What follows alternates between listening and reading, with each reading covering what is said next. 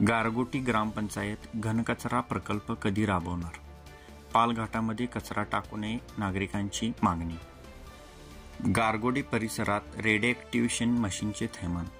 गारगोटी व गारगोटी परिसरामध्ये MRI scanning सुविधा नसताना देखील नजीकच्या पालघाटामध्ये MRI स्कॅनिंगसाठी वापरले जाणारे मशीनचे रेडिएक्टिव्ह पार्ट अज्ञात व्यक्तीने टाकून दिले. हे मशीनचे पार्ट प्रथमदर्शनी MRI स्कॅनिंग मशीनसारखे दिसत असून त्यात असलेल्या रेडिएक्टिव्ह किरण नागरिकांच्या जीवितासाठी गंभीर धोका निर्माण करू शकतात. या पार्टचे ॲनालिसिस करणे अत्यावश्यक आहे, कारण यामुळे गंभीर आरोग्य समस्या उद्भवू शकतात.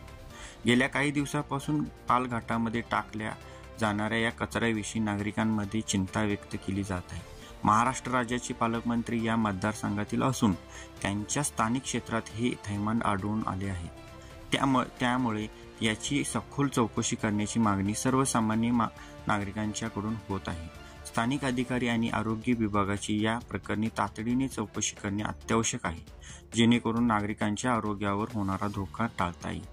रेडिएक्टिव्ह वस्तूंच्या यामुळे उद्भवणाऱ्या समस्यांवर नियंत्रण ठेवणे आवश्यक आहे आणि याबाबत तातडीने कारवाई करणे गरजेचे आहे.